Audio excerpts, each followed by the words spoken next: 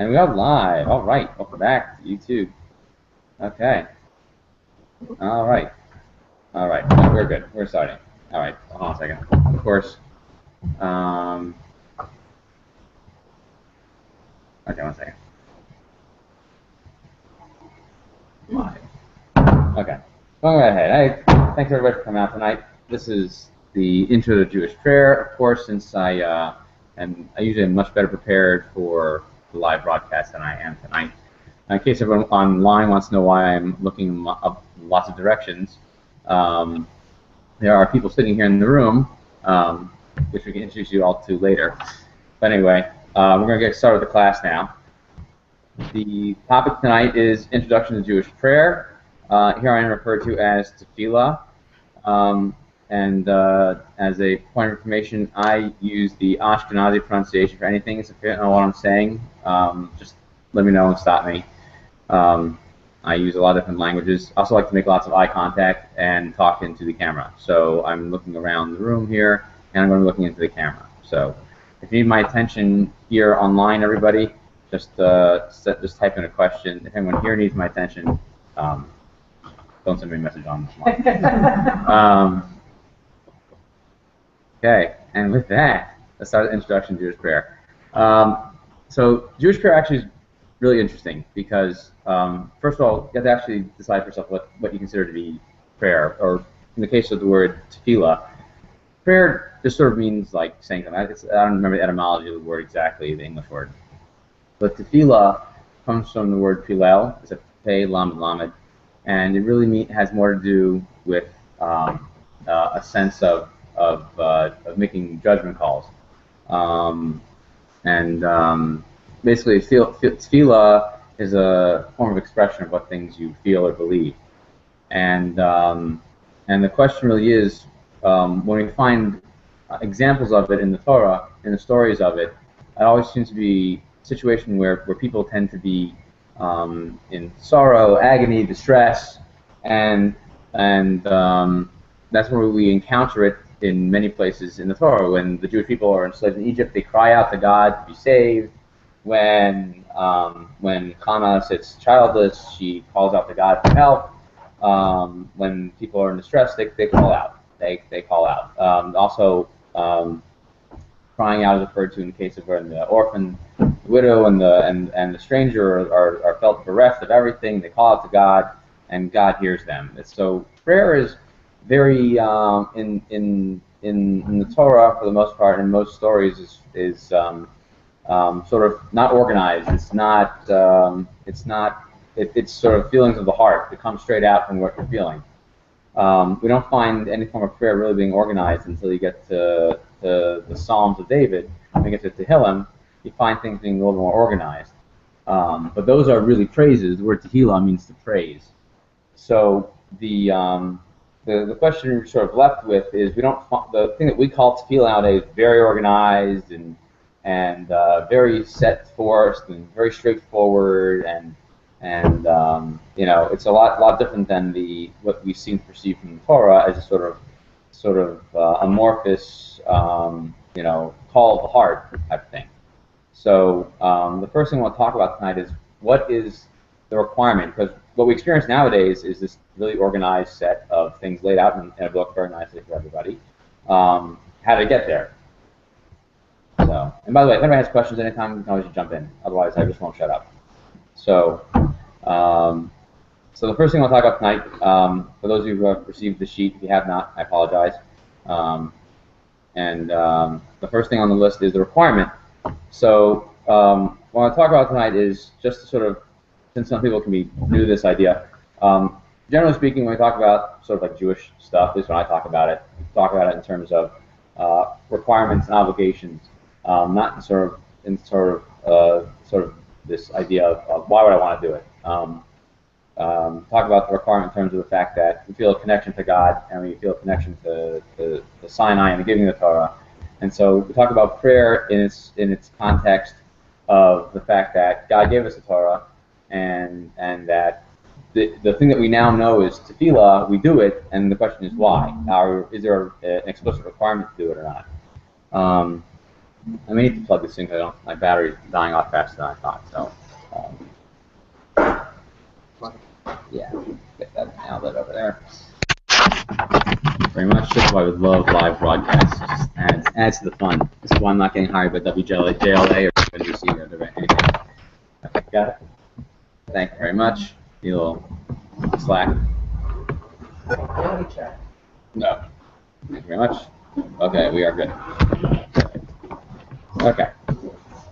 So back to requirement. So we want to look at why it is that we have this organized system in our synagogues today, and where does it come from, and how did we get there? So the first requirement I have listed on the sheet is from the Rambam, and the Rambam is Maimonides.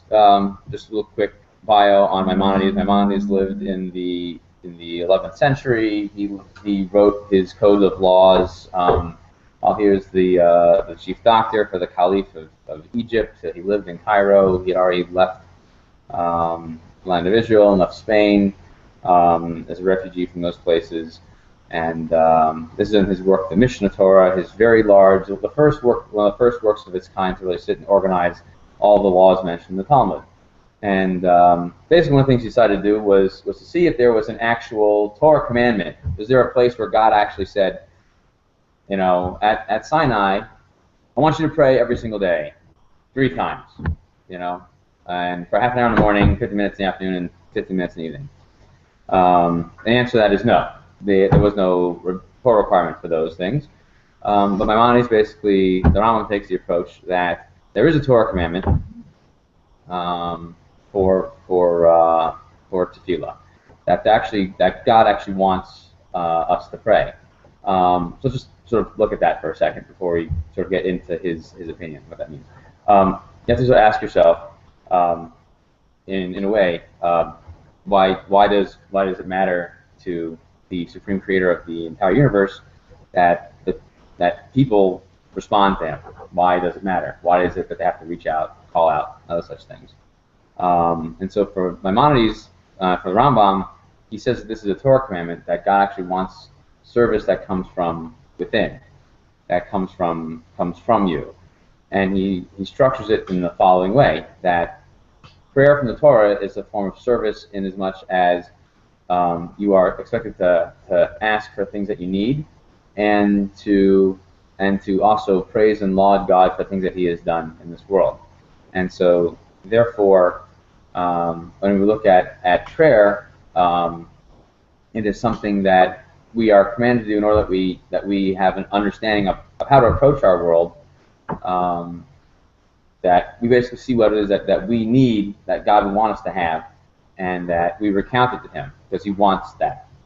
So that's an interesting sort of interesting dichotomy. Just sort of think about it, sort of philosophize about it for a second.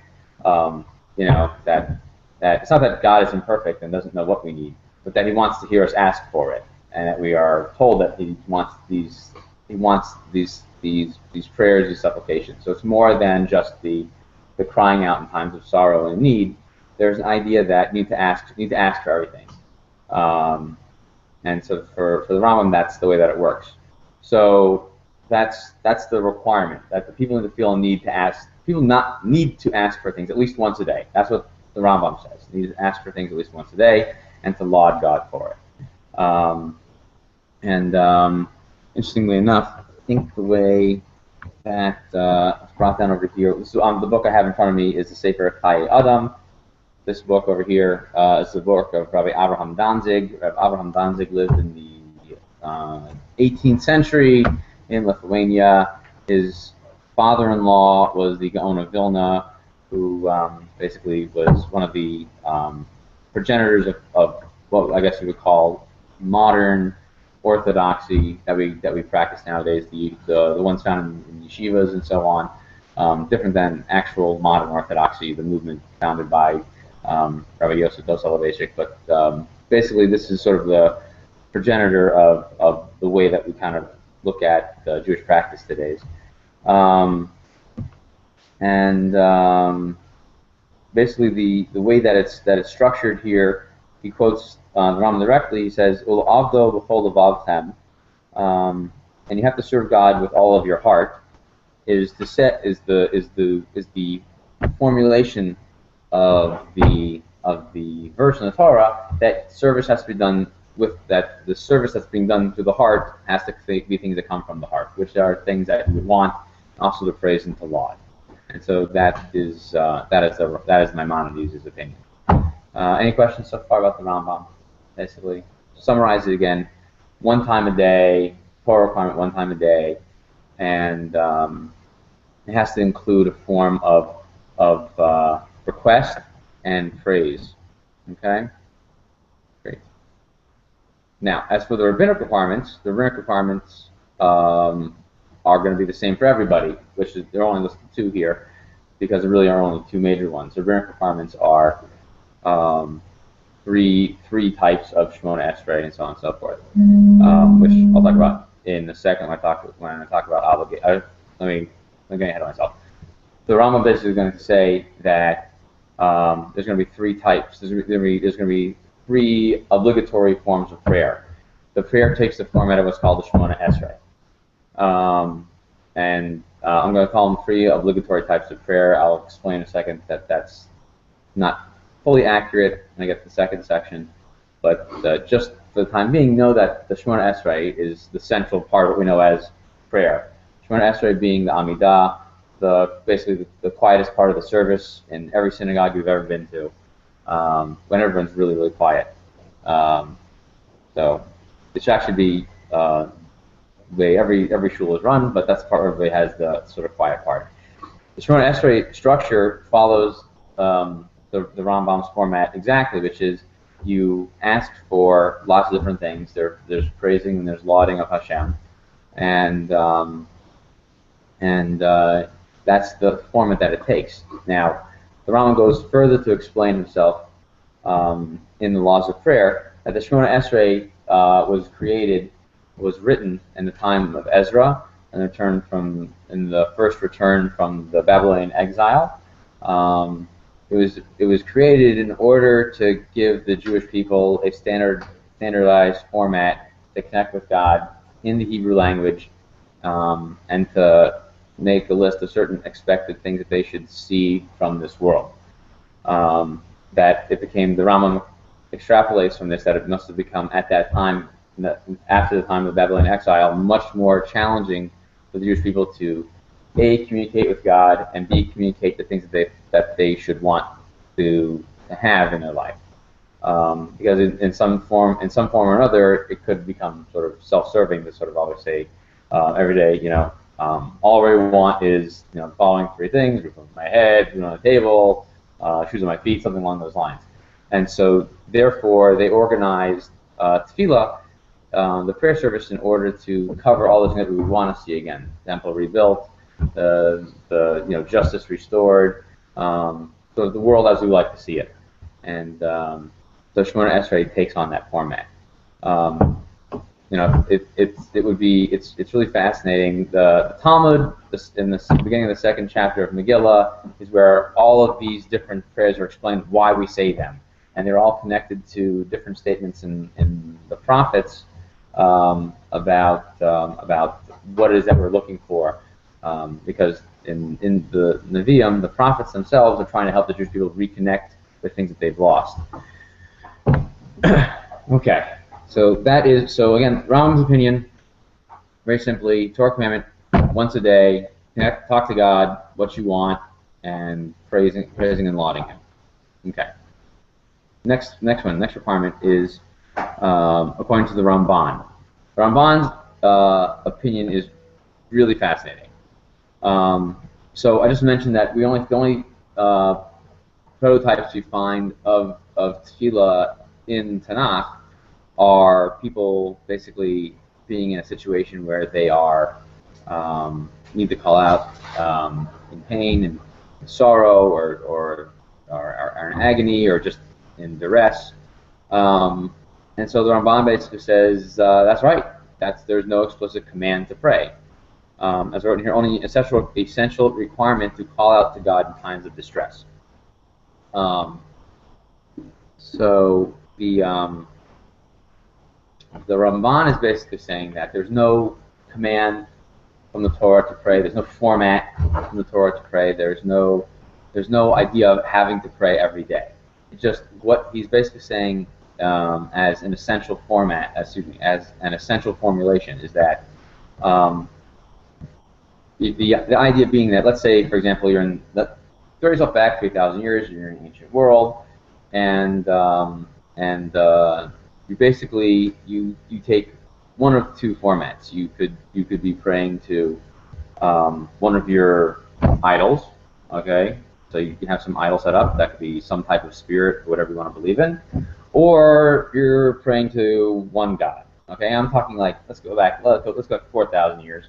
Let's go back to before Abrahamic times. So you had some people who prayed directly to what we call God, and other people who prayed to what they would call their God.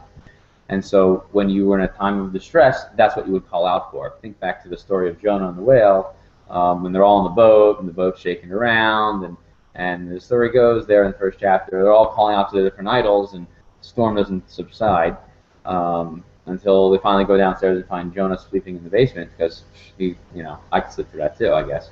And they say to him, we need help up here. You need to call out to your God. So he called out, like, oh, it's your God who's angry. Okay. So what does your God want us to do? Like, I throw him in the water.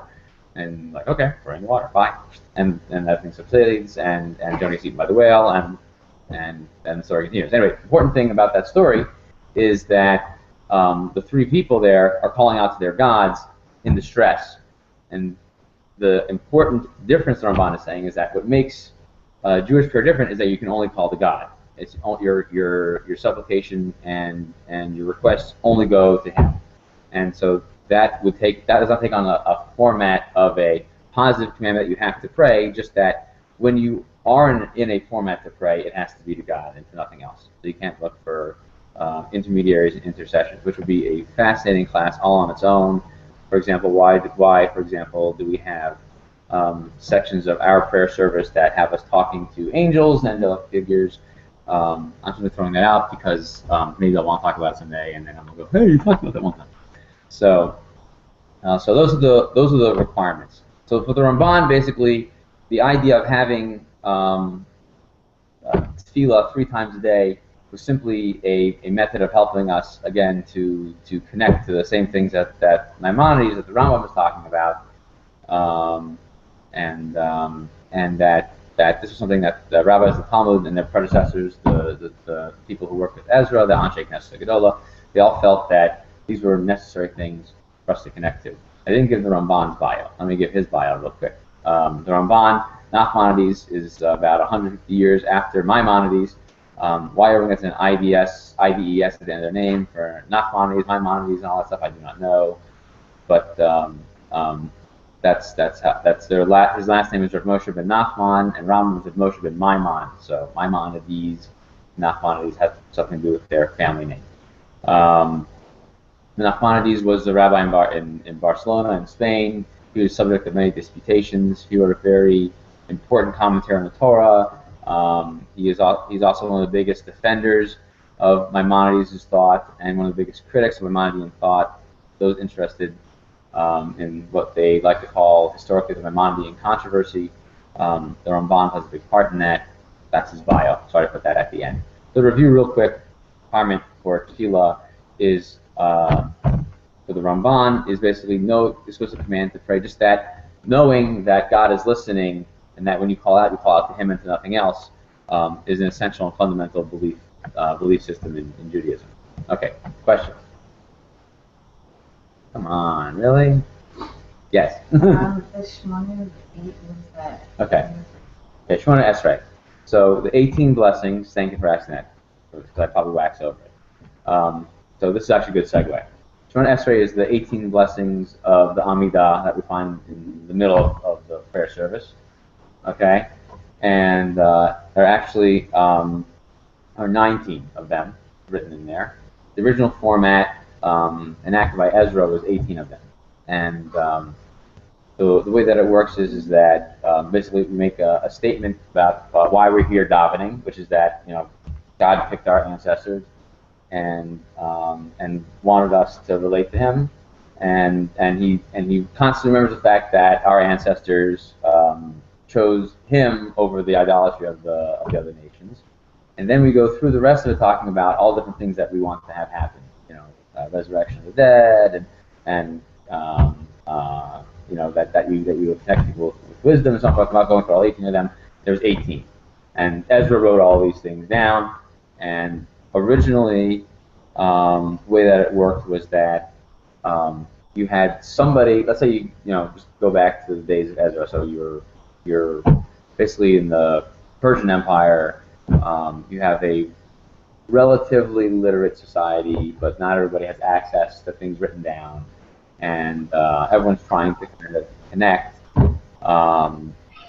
with God somehow through prayer, and they organized a system of blessings. And so what they had was the azan. They had somebody at the front leading the whole thing. Everyone would listen along intently or recite the words along with them. They didn't have a siddur in front of you. And basically the original format of prayer was you said a couple of blessings, you said the Shema, you said another blessing, you went straight into the Amidah. Am I answering the question? Okay.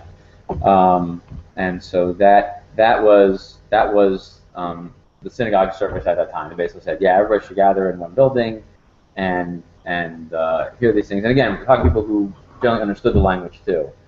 They just didn't know how to put it together in a way that made a lot of sense. So the 18 blessings which are now 19, relate to basically different things that we want to see happen to the Jewish people. So having everybody ingathered and so on and so forth.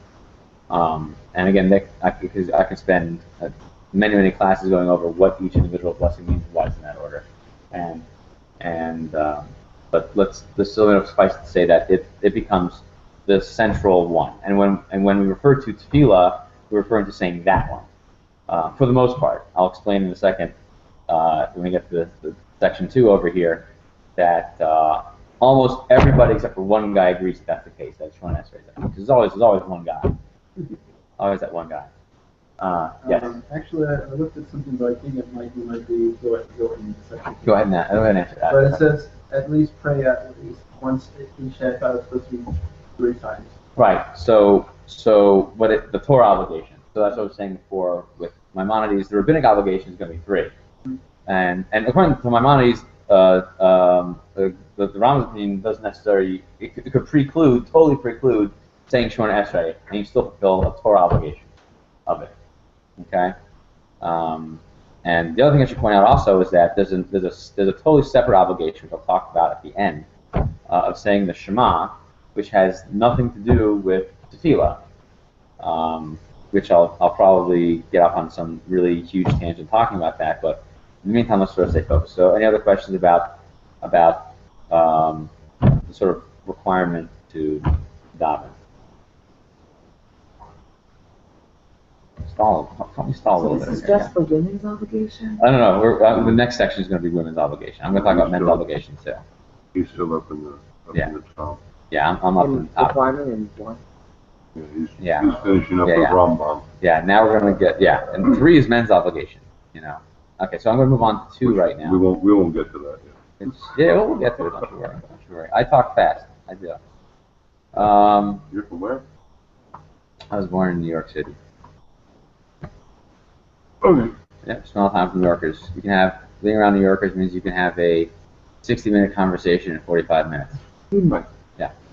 Okay, we're on the same page. All right, so let's talk about women's obligation. Okay, so what we're going to go with over here is that having mentioned that there are different possibilities of how to understand an obligation, about what the requirement is. So I didn't list it in here, but basically there's a Mishnah, Gemara in Brachos. It's in the second paragraph, and it basically says women are exempt from having to recite the Shema because it's a positive time-bound commandment. The Mishnah does seem to imply that women are however, obligated in Shemona Esrei.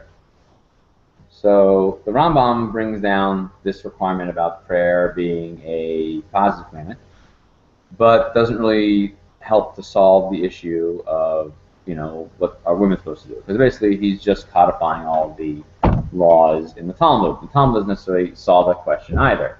So that leaves us with three possible outcomes. Look at second section over here. It says Rambam, three possible outcomes. So again, the Torah requirement is simply just to say a prayer that includes supplication and praise. So that leaves us with three possible outcomes based on the Mishnah in the Gemara. Let me take a step back over here, explain what I'm talking about. It's not very familiar with it. When I mentioned the Mishnah is the laws as collected by Rabbi Yehuda Hanasi about 130 years after the destruction of the Second Temple. There was a lot of laws that were passed around orally and that were recited. They were organized and recited orally to people who could remember all of it. This was the first. He was the first attempt to sort of sift through all of these oral traditions that were going around through the yeshivos at the time and organize them and basically say, these are all the opinions that we know of, and this is the final decision, because this is the majority opinion. And he would do that by basically saying he would state the majority opinion first, minority opinion second, third, and fourth, however many minority opinions there were, and then there would be somebody standing in the front of the room. So picture a room filled with a few hundred guys, okay? Because women at the time either didn't participate or had their own places to go learn, and so basically they'd sit in semicircular rows. They look like it's described as looking like a vineyard where everyone sort of sat in rows, stadium seating style. And there's the Rosh Yeshiva up in front, the head of the yeshiva, whoever is giving the class that day up in the front, and there's this guy standing next to him. Okay, so here you have the rows, you have the Rosh Yeshiva, whoever's giving the class, and then this guy in the corner. The guy in the corner's job, all he did was, what's the rule we're discussing today, and he'd rattle off, and he'd say whatever he needed to say, and then they would discuss afterwards. But that guy didn't really know what he was talking about. That way he didn't change anything. He just simply recited. And there was so much material these guys would memorize that this one guy in the front, he would just sort of have it all recorded. He didn't write anything down because the oral Torah wasn't originally written down. So Yehuda Hanasi comes in and basically says, all right, we need to get some structure and organization to this because the Romans are going to start throwing us in all different places. We need a systematic way of delivering information to all the Jewish people all throughout the entire world. He comes up with the Mishnah.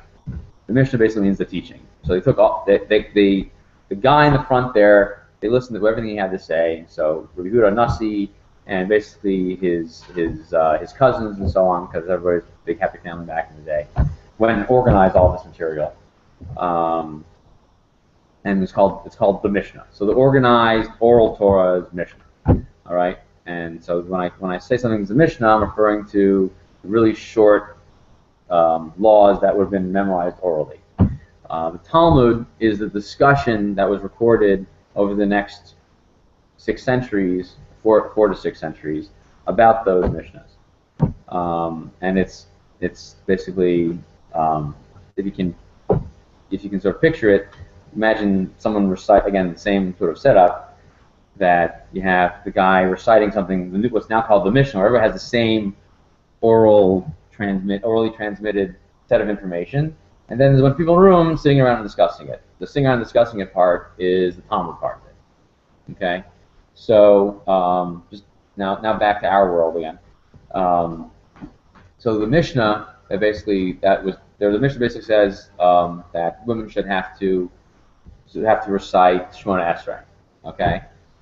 Question is, so then the question you're left with is why, and based on what we know about there being a possible, and so we're going to function in the Rambam's world right now, where the Rambam, having been through the Talmud, basically is of the opinion that Talmud says that there's a Torah obligation, and then there's a Mishnah that seems to imply that women have to say a Shemona Esrei, have to say an Amidah. So you have 3 possible scenarios. They have to say it 3 times a day, Shabbos, Mincha, Maariv, so in the morning, afternoon, evening. The second possible outcome, which is 2 Shemona Esreis, which is morning and afternoon, and there's a third possible one, which is just a very short prayer. Just women were only obligated to meaning meaning that this is the most bare bones obligation. They don't have to actually recite the full text of Shemona Esrei. They simply have to take the format of Shemona Esrei, which is a Torah commandment, and rely on that. So it's a very interesting discussion about the thing. So if the three Shemona Esrei one is basically probably the simplest one to understand, which is basically if you take the Mishnah at face value, which just says women are exempt from the Shema because it's time bound, but tefillah itself is not considered time bound because it can be done at any time throughout the day. Just as we said 3 times, it's not considered a time bound commandment on a rabbinic level. Okay, why are women exempt from positive time bound commandments? We don't know. The Talmud simply has it as a tradition that they are exempt. It's one of those things that is a tradition. There's a wide range of time that you can say the Shema in the morning. Right. If it is time bound, meaning it has to be done in the morning, it's a time bound commandment. Like the Shema has to be done within the first 3 hours of the morning. Right. But that's 3 hours. Still time bound. I'm aware of it. Yeah. Right. Time bound means that it has to happen. It can't happen at night. Still exempt. It can't happen. It can happen in the afternoon. Right. It's got to happen between sunrise and 3 hours of the morning. That's still binding it by time. And so, same thing too. Lulav, right? Shaking lulav. Okay. Time-bound commandment. When can it be done? All day. All day. Right? But not night. Therefore, time-bound. Okay.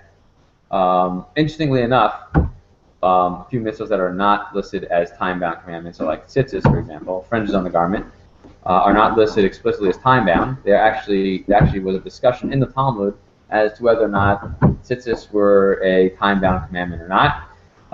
There were even some Amoraim who required their wives and servants to wear tzitzis because they did not feel it was a time-bound commandment. But that is not the accepted halacha based on that, and that would be another whole other class to give it another time. But that's an example of why I didn't know whether or not tzitzis were required to be worn during the day or night or both.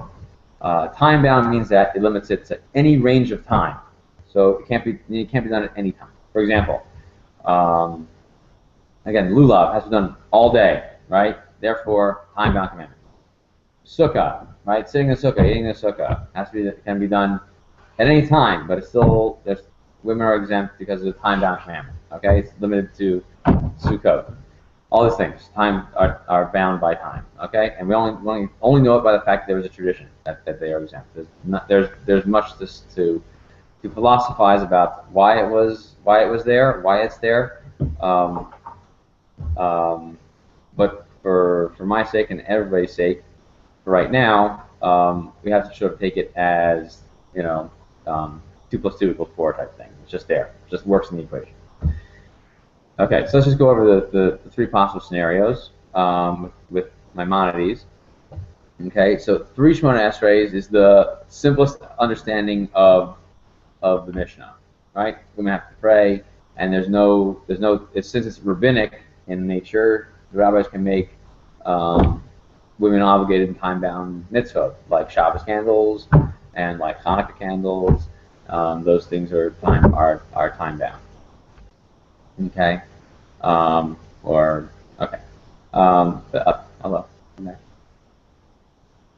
we go. The second possibility is 2 Shemona Esreis. The 2 Shemona Esrei one is basically the argument goes as follows. So the 3 prayers that are said during the day, Shachar, Mincha, Ma'ariv, morning, noon, night, are the first 2 are obligatory, meaning that there was a dispute about whether or not even men were obligated in all 3 Shemona Esreis, all 3 Amidas throughout the day, because the Ma'ariv prayer was considered not obligatory. Why? Well, to make matters more complex, we already talked about there being a Torah obligation and a rabbinic obligation. The question was now, we already talked about Torah obligation and a rabbinic one. Why did the rabbis go ahead and decide to make people pray multiple times during the day? Okay, anybody know the answer to that? Awesome, check the believe what I'm saying. Okay, so No, we'll double check. yeah, double check. Yeah, right. Fact check over. So the reason why there is an obligation to pray is because the prayer service was enacted to basically mirror the temple service. Temple service had a morning sacrifice and afternoon sacrifice. So every morning there was a sheep offered at the crack of dawn, and then in the afternoon there's another sheep that went up in the afternoon, and basically in lieu of the temple service, we had prayer. So the prayer service was enacted for that purpose. So then you're going to say, okay, so why an evening service? Where does that come from? And so in the evening, well, when you're burning a bunch of animals all day on an altar in a very large fire, you have a bunch of pieces of meat left over and bones and all that fun stuff. And they had to take all that stuff off of there for the next day, clean it up, clean it up with a mess. God's supposed to be like right there, and leaving a mess on the altar all day. You should clean up it sometime.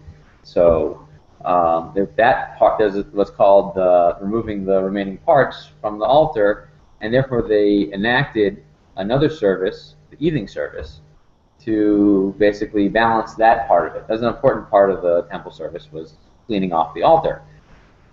And as a result, people sort of felt that it was a not such heavy obligation one, and debated it heavily.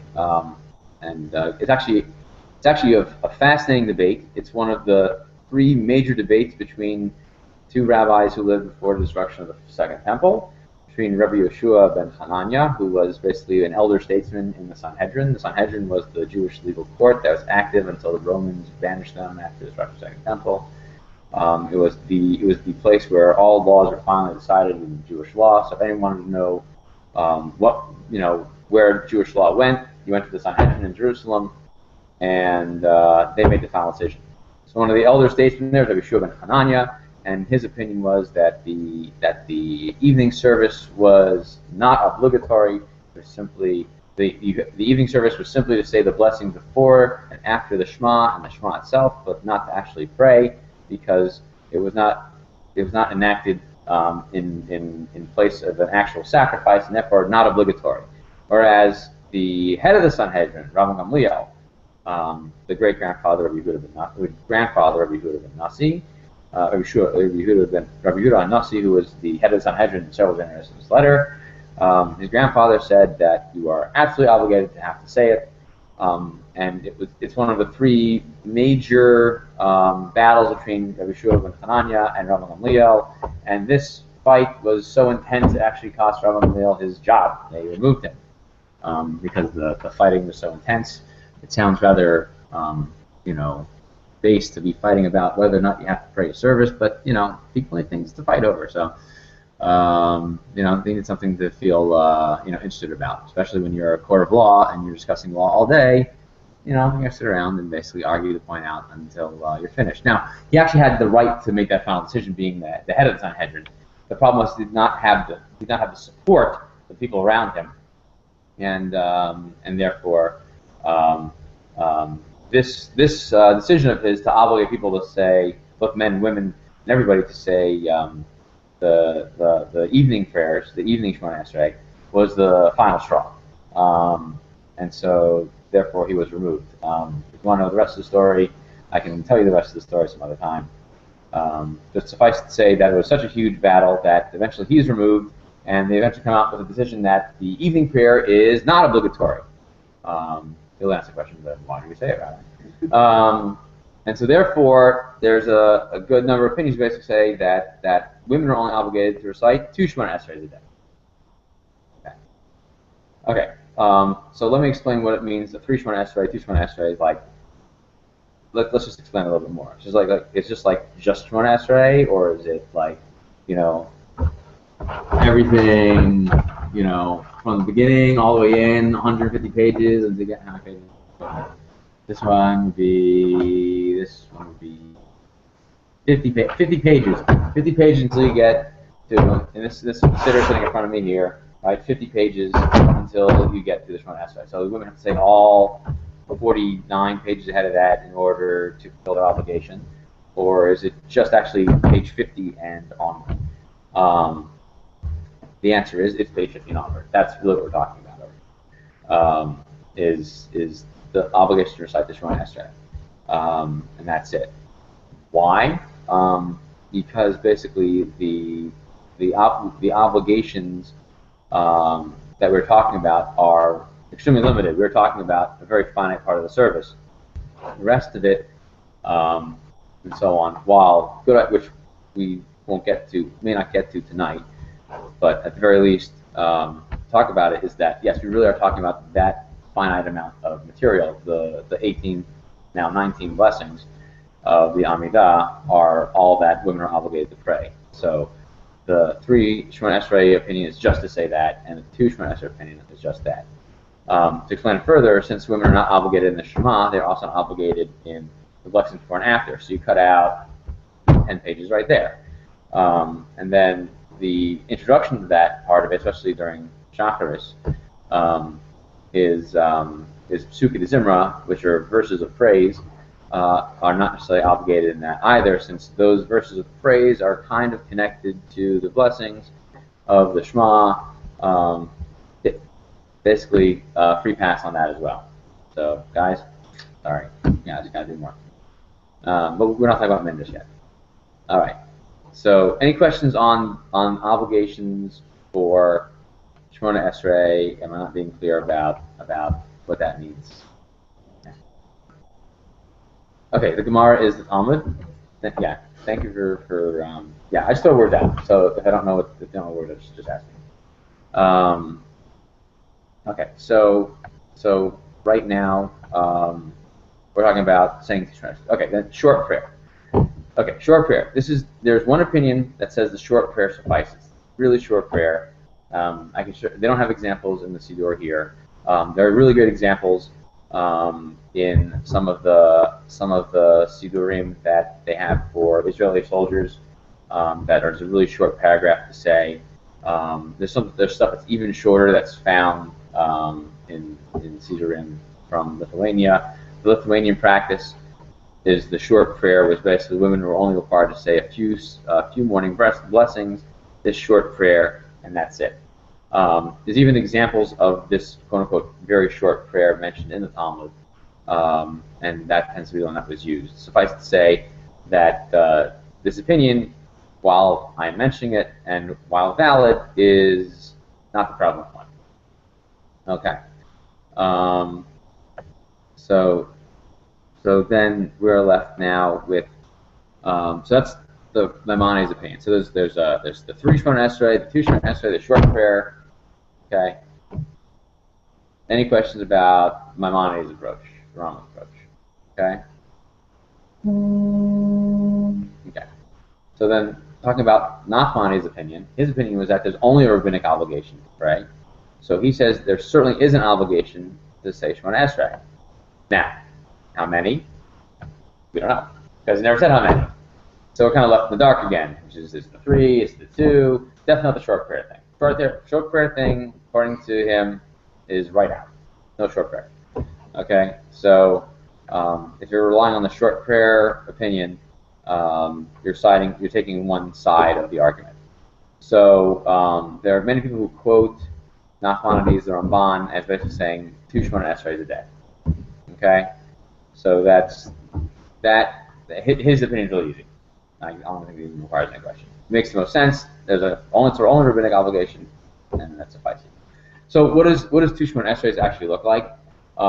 It should actually be, so technically speaking, it should be 1 in the morning and 1 in the afternoon. So let me give you what the practical discussion is, which is sort of this. You have to sort of answer the question: does anybody actually do this? The answer is no, that I know of. I do not know for a fact that this is necessarily the common practice across the Jewish world, that women all over the place are saying 2 Shemona Esrei a day. Basically, what we have is, and what I've told people for the most part, is that one a day suffices. 1 a day is going to suffice, because that way everybody's happy with you. And also because everybody's happy with you. You said Shemona Esrei, you fulfill the obligation to pray, and there's even though that you're going to make a lot of other opinions very happy if you do too, it ends up being that basically from about 100 years ago or so, no one was doing it. No one was doing two anyway, even though it's mentioned doing two. They basically felt that one a day was more than sufficient to fulfill every obligation. So the three and the two, while these guys were all debating about the values and the logic and the practical approach tend to be the most realistic one, which is that if you can get one in a day, you did a good job. Okay? Okay. So one in a day. Don't worry, guys. It's way more interesting when we start talking about actually praying. Trust me.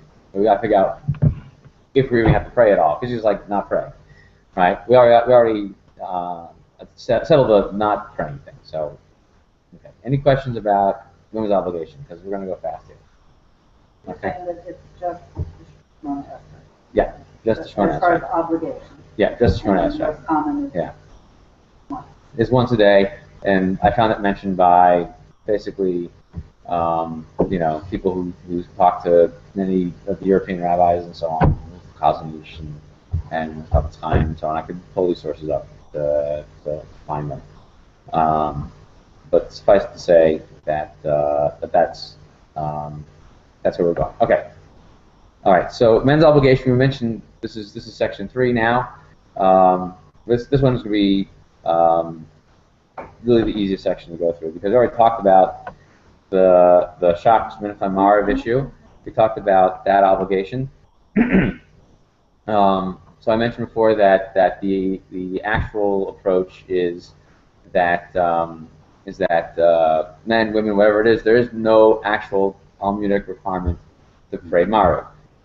That doesn't actually change the practical halacha at all because men still have to say Marav anyway. Why? Because naturally there was a dispute about what it meant that it was not obligatory. One of the opinions was that if you never ever said Marav at night, then you never ever have to say it. But no one ever tells anybody that opinion. Just tell them, oh no, you have to say Marav. Other opinions were basically that if you were engaged in something else, like a mitzvah performance of some kind, you would be exempt from davening Marav. There's 3 or 4 different opinions. I'm not going to bore you with all the legalese. Just simply know that the sort of this the approach of that if you've ever davened Marav, you have to keep davening Marav is the accepted practice, and therefore, guys, you are stuck. Okay. That's what for women too. Like I've heard of So- you started doing them then you. Yeah, I mean, there is so that's a different question of once you accept the practice, are you stuck doing it, right? Which is that if you, it's sort of a question of not everybody does it. It's a stringent practice, but you start doing it. And if you start, so if you're going to try it, you should sort of say, this is the caveat, the Bli Neder caveat, which is basically that you're doing this thing without accepting it with full force of a vow or an oath or other such thing, because we want to believe that things that we do carry weight. So that question is, if you start doing it, are you stuck? And I don't want to get into too much into the detail on that, but does that answer the question? Okay. All right. So men have to say Shach, Mincha, and Marav. Times of prayer are essential for men. So for women, you get all day long. The times of prayer are not necessarily so important unless you're taking sort of that maximalist approach of you have to take 2 Shemona Esreis and during the daytime. The times of prayer are broken up basically into morning, afternoon, and night. Morning is so for men, you have to pray before 4 hours of the day. So what does that mean, 4 hours of the day? All right, so you live in a time before watches, okay, and clocks. All right, so let's go. I don't know. Let's go 10th century, right? So there's no clocks. 10th century, AD, CE, whatever you want to call it. All right, no clocks. He was watching the sun go across the sky. All right. So, and we all really like the ancient Sumerians who like breaking things up in denominations of 6, 12, 24, and so on and so forth. Okay. So just sort of picture this. So go with me here for a second. Picture the sky, and you sort of watch the sun go through the sky 6 times in 6 equal parts until it gets to its zenith. That's midday, and then 6 equal parts in the second half of the day being the afternoon. So now picture slices of pie, okay? And you have 6 slices of sun pie, okay? So sun rises in the horizon, and it goes to piece number 1 out of 6. That's hour number 1. Goes to piece number 2. That's hour 2. Goes to piece number 3. It's hour 3. Piece number 4, 5, and then you've eaten half your pie when you get to the zenith. Okay, everyone with me so far? Okay, that's 6. That's what's called sha'os zmaniyos. All right. So if you cut through 3 pieces of the pie, the first 3 pieces is when you have to recite the Shema. Piece number 4 is how long you have to recite the morning Shemona Esrei. So even if you miss the time for the Shema, you still have the time to say the Shemona Esrei. Between the hours of 5 and 6, 4, 5, and 6, women can still go ahead and daven. For men, they should still go ahead and daven. There's a dispute about whether you can recite the blessings for the Shema. I'm looking up because I'm still looking at my imaginary sky over here. I hope everybody understands that that's why I'm looking up. I'm visualizing my sky. Let's go to your zenith point. Any questions on morning so far? So if you're a woman who does Shema, you have to do it You should do it before the 4th hour. Yeah. the 4th hour or the 3rd? The 4th hour to say the blessings for the Shema. So if you want to do Shema correctly, you want to do it before hour number 3. And if you still want to recite the blessing, you should do it before hour number 4. But you can still go ahead and daven before hour 6. You're now at hour 6. Okay. So now you want to recite the afternoon prayer. So you can't do it at hour 6. You gotta go through at least hour 6 and a half. What is hour 6 and a half? Huh? Why? So that way you know for sure you have passed the zenith. Okay? And there's no question about it. Now, interestingly enough, the half hour doesn't have to be an equal part of the pie. It can just be 30 minutes. And some people hold 30 minutes some people are of the opinion that 30 minutes works just fine because you already have passed the zenith.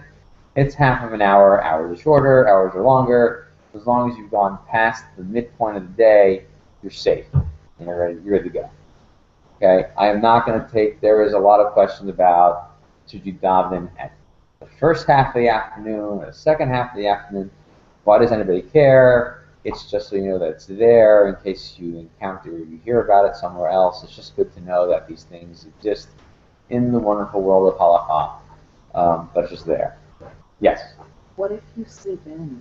Do you count from the time that you wake up? Or is it like you're commanded to wake up at 6 a.m.? I love that question because I've researched it so thoroughly. It's my favorite question.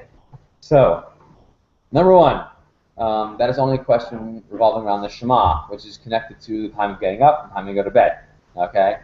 So, having researched that significantly, the correct answer is that the rabbis of the Talmud basically had to establish fixed times that would apply to everybody, because you can't have communal prayer if people are just going to show up at random times. Right? Now, there are what we like to call the minion factories, right? People sort of show up at random times throughout the day in Israel, in New York, Baltimore, and Lakewood. We should have one here, but we just don't. People sort of like plop in at any time, but you still need to have these fixed appointed times. That way people kind of daven early, okay? And someone's asking about Chabad, so I'm going to move on about that topic. The Amshinovers, who all that time doesn't seem to exist for a few people in the Jewish world. Anyway, technically speaking, if you went ahead and made it something that was predicated on a person's own actions, you would leave the Shema open to all types of issues. Meaning, what about people who were awake at night, sleeping in the day? You know, people who are EMTs or doctors or grave diggers. I don't know. Journalists who, that's sports, right? Sports, you're up all night and sleep all day because you play sports in the daytime, right? So, you would basically you would have a logical problem in the Talmud of basically you would leave your decision open to all types of metrics, and you can't leave a legal decision open to all types of metrics. Meaning it has to be decisive. You have to set boundaries on a lot of these things. That way, because people are going to be all confused. It's like, wait, just wake up, say Shema. Like it doesn't work with the metric, and so therefore the decision was on that interpretation was basically that when you get up, when you go to sleep. The only disputes were, because since I love this discussion so much, we need to basically talk about it. Disputes were what is the time for getting up and what's the time for going to sleep. So there was sort of a very strict approach on that. The strict approach on it was that most people go to sleep, let's say for example, sleep time, right? When the sun goes down, because remember we're dealing with a lot of history where there was no light at night. People either A, couldn't afford candles all time long, or didn't have access to electric lights. And so either you went to sleep or you turned on the candle, if you could afford it. Okay, so therefore one opinion, the minority opinion, is that the Shema of the evening, for example, only can be said until basically the first third of the night. It was in terms of the first watch of the night. Right. Remember that one? Yeah. So one opinion that I can't do after the first wash of the night? Yeah, so the one opinion was, which we don't accept, it can't be after the first third of the night, which is called a watch. It's called an Ashmura. Let me see. Okay, and then there's also an opinion about getting up in the morning that the only way to to recite the Shema in the morning is to say it right before sunrise. Because the majority of people are getting up in the cracking of dawn to sunrise. So one opinion was sort of this sort of approach that this is what the majority of people do, and therefore everybody tries to do it this way. The majority opinion was that even if the minority of people sleep in a little bit later, you still have a general number of people getting up in the morning that you can set some leniencies on it. So therefore, they establish it as that sort of wealthier people who don't have to get to their jobs first thing in the morning wake up within the first couple hours of the morning. Okay, and so therefore, but they left it up to when you get up and when you go to sleep. You're no longer setting times and boundaries. You're basically giving a direct. That would change the whole interpretation of the verse. That would be getting up and going to sleep. It would be in your rising and in your sleep. I mean, the actual Hebrew itself, uveshakdacha, in your laying down, uvukumecha, and in your getting up should be keshet would be when you get up and when you go to sleep. So we'd have to actually, the words actually have to be different and actually imply that this is a commandment when you get up, right? So, for example, like when you eat, it needs to be the following kosher animals, right? That's how it's listed. It's not just, it's not a general broader command. The actual terminology implies that there is a time for getting up and a time for going to sleep. Does that make sense? The actual translation. You can sleep in. But I can't sleep. You're not obligated. Sleep in. If you sleep in, it's Saturday and you wake up the kid. I sleep in, then that's right. I sleep in, bad dude. That's just it. Right? Bad dude. Bad dude. Right. Too much scotch the night before. That's Now, where did the discernment of when it's light enough to where you can recognize somebody? Okay, so those are the end points of this. So From the earliest. So for Shemona Esrei, it's different. Shemona Esrei is from the first. Shemona Esrei is actually more lenient than Shema, and so basically, if you did it from the first crack of dawn, okay, which we're going to call, it's called Alos HaShachar. First crack of dawn. There's no light, but this is like you see this sort of like little strip, which is basically it's defined on a nautical calendar as 16.1 degrees, right, below the horizon. So can you picture that? Yeah. Okay. So probably military people watching. 16.1 degrees below the horizon, right? Okay. So and then as it slowly cracks up, you've got another basically 50 minutes or so before the sun basically comes over the edge there. As it comes over the edge at that 0.1 degree, that is sunrise. Okay. Before that point, about halfway through that, about around 7 or 8 degrees. So about 36 to 48 minutes before the sun comes over, because you have all talking about 60 degrees, right? So you're talking about 50, 60 minutes, minutes before sunrise. So go ahead about 20 some odd minutes, and you have a lot more light on the horizon with no sun. You can start to see people and discern things. So as soon as you can discern the difference between something white and something blue, you have enough light. Okay, or you can recognize a person from about a distance of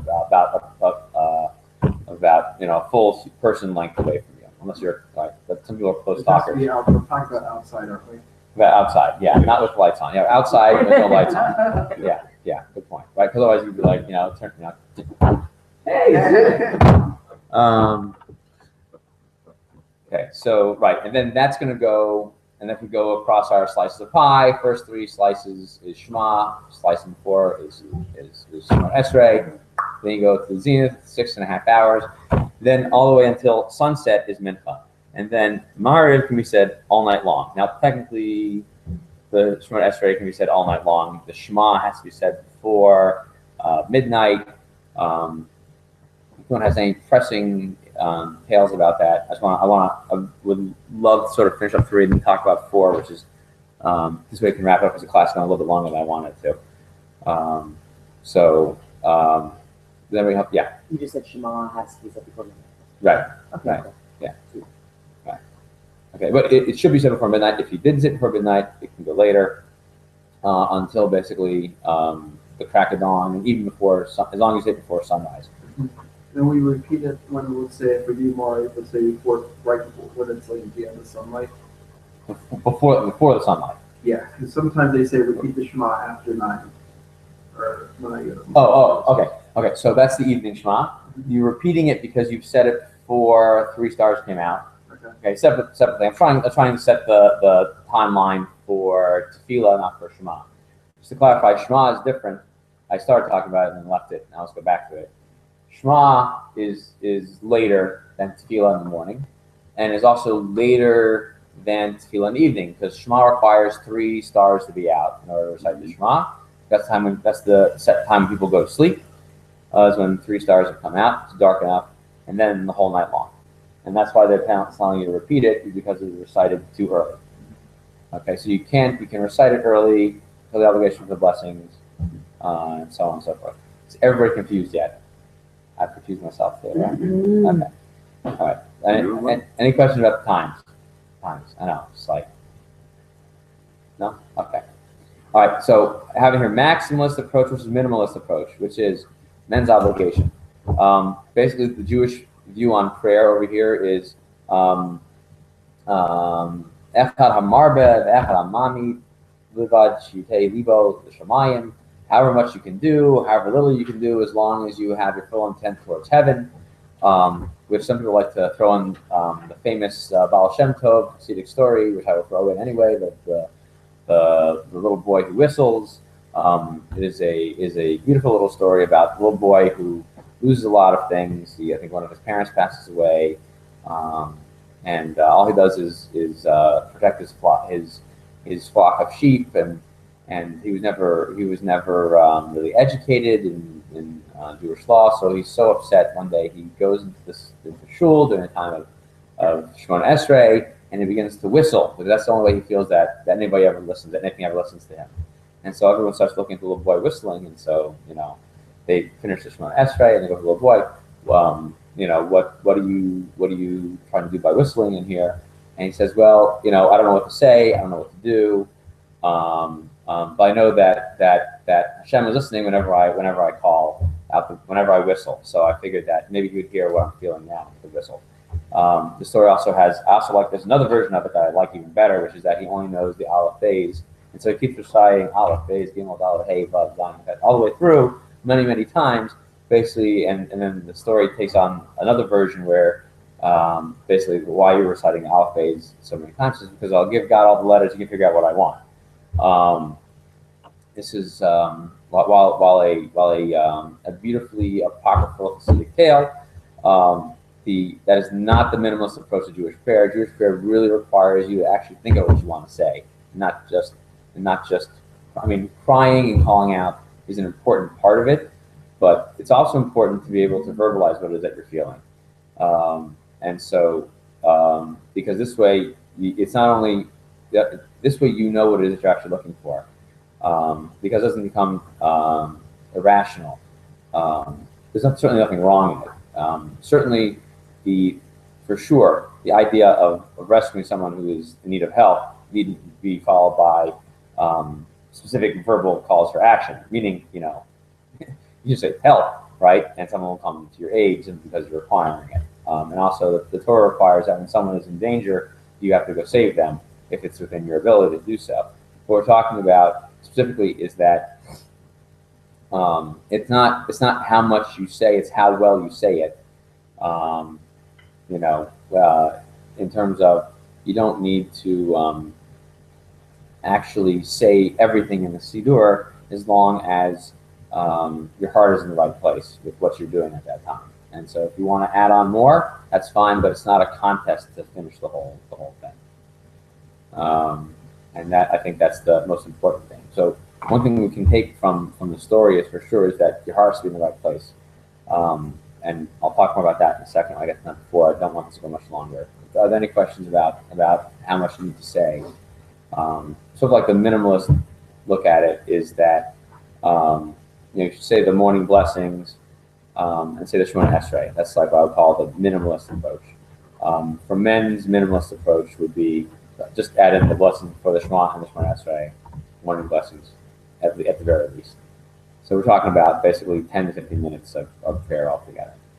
And also for men, there's a requirement of talis and tefillin. If you don't have it yet, try it with that. There's also different things about what there is to do. I'm just throwing it in there just so I make sure that it's sort of like we just sort of say it, just sort of mention it, that's there. Women are not obligated. The final decision on halacha is that women are not obligated in wearing a talis and are not obligated in wearing tefillin. I don't want to go into those wonderful controversial areas about whether they should or not. I'll say that another time. I don't want to get sidetracked. As much as I love being sidetracked. But if anyone has a question about that, I'll be happy to answer that afterwards because there's a lot to say about it. Okay. All right. Now for my favorite part: conduct during prayer. Okay. So first thing was concentration. Okay. So the hardest thing I found about this working part, kind of get out of my brain for a second and sort of just like talk. Concentrating is really, really hard because more often than not, you should thrust the book in a language and in a script that is unfamiliar, and you're in a place that is just scary and big, and everyone seems to know what they're doing except you. And we were, contrary to popular belief, we were all actually there at one point in our lives. We're kind of in a big place. You don't know what's going on, and you can't follow everything that's going on. So it's really hard to concentrate.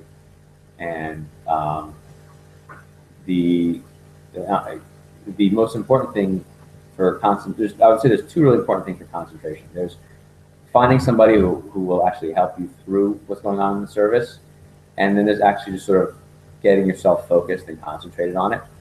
So the number one thing is that you need not be to help yourself concentrate, not to be afraid to ask for help.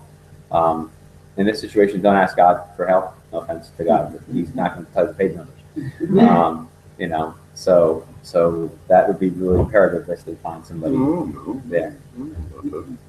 I guarantee you, it's not going to happen. When I give my class, Does he answer prayer on the end of verbal communication. Verbal communication. Okay. Verbal communication between God and man has ended. Okay. And I would be happy to give a class on that. Okay. And its permutations and why it happens and so on and so forth. But that's number one thing is basically, We'll talk after. We'll talk after. Yeah. So extra credit, right? So see, now I'm not thinking about it. So finding someone to help you through the pages. Or finding a synagogue or whatever it is that takes you through the pages. But it's not just the pages. You need to have someone actually show you what's going on. It's like you open this thing up and you're like, words, words, words, and more words. And look, next page, more words, right? It's really helpful, even though there's everything in here that tells you what to do. It doesn't tell you what to think or what to feel. And the most important thing is to kind of have somebody help you through that. And if there's interest in a class on actually going through that in the Siddur, that's something you kind of do on your own by reading the translation, or having somebody actually take you through, like, you know, what are you thinking and feeling? Morning blessings, right? Morning blessings. You know, that you gave the rooster the wisdom to define the difference between day and night. Who cares about roosters? Well, the reason why that's important is because you're basically thanking God for every single little thing that happens to you in the morning. That everything's working correctly. You know, that I have, you know, basically my eyes have opened, that I have clothes to put on my body, that my arms can stretch out, that I can sit up, stand up, put my feet on the ground, that I have shoes for my feet, that I can walk, all other things, and that you know, you protected me through the night and created me to be a good person. How's your day going to feel after that? Right? Just walk yourself through every single step of your morning. You're thankful for it. So if you just step back for a second, the idea is that you just want to step back and reflect, judge what just happened to you, and appreciate what it is that you're going through. That's concentration. That's what you need to help with. The other part of concentration is basically there are types of Jewish meditation. Like Aryeh Kaplan is a great book that people are welcome to go find. You can get it in Barnes & Noble. It's everywhere. It's like meditation section. There's like 3 Aryeh Kaplan books. There's Biblical Mysticism and Jewish Meditation, and the third one, whose name I am trying to forget. Jewish Meditation is a great book because it helps you to focus. It helps you clear your head. There's been a lot of research on this type of stuff. And we're not going to do it now since I'm filming, but we can do it afterwards, which is basically one quick form of meditation, help clear your head. That's all I'm going to say about that right now. Using a Siddur, which is B over here, is basically the best way to help you conduct yourself during a prayer service. Siddur means in order. It means everything is laid out for you. And there's lots of different types of ways that things can be laid out for you. There's commentary on the side. And by the way, don't try to ask me like what the best one is. I really don't know. I know what one works for me. You gotta look at them all and try to figure out which one works for you and what it is. You gotta figure out what it is you want to get out of prayer. How do you want to connect? How do you? It's easy to show. The only thing you quote unquote need to do is show up, but how you feel about it is really just going to be up to you. And whatever you put into it is what you're going to get out. So there's different ways that they've translated and explained the Siddur. The Siddurim I have are all in Hebrew with oodles and oodles of commentary written all over it because that's how my brain works. That's how I connect with God. It's never enough to sort of read the words. I got to understand them a little bit more. And I have 3 or 4 that have more and more commentary and commentary upon commentary, and more ink has been spilled talking about the prayers for actually even praying them. But that's how I connect. The more I understand it, the more the words mean Elokai Neshama Shesat B'Bit Harahi. God, the soul you put inside of me is pure. What does it mean? The soul you put inside of me, that's pure. What is pure? What does that mean? What am I feeling with that? I'm just looking at the words right there. What is that? How does that impact you throughout the rest of your day? And when you look at the words, it should strike you as meaningful. But sometimes all you just really need to know is that those things are all there, they exist, and they mean something to you. The third one is proper attire, which is reflected as fit to approach the king. In the Hebrew is Roy La'amod L'fnei Melech, which is the same word as was said in English, and the way that you adorn yourself will also affect the way that you approach God, maybe even approach the day. So the quote unquote like obligatory attire, generally make sure you have clothing on, not pajamas. And then you also want to, I'm not gonna get too specific, but you want to make sure you have clothing has a waistband on, so that way it's like stuff that stays up and so on and so forth. That doesn't it's not falling off of you. And basically you feel you would feel you would feel like you're approaching an important person. You want that person to reflect on you as the way that you're dressing. And shoes on your feet, and so on and so forth. Shoes on the feet is actually really important because there's only a few times during the year when people aren't wearing shoes, or don't wear like regular normal shoes, which is Yom Kippur, for example, a day basically of affliction. You don't want to be in an afflicted position during the rest of the year necessarily. So shoes are basically sort of not having shoes on is sending a message of affliction, of oppression, of sadness. So that's really an important part of it. And so here I'm going to go ahead and stop the broadcast. Your feet need to be completely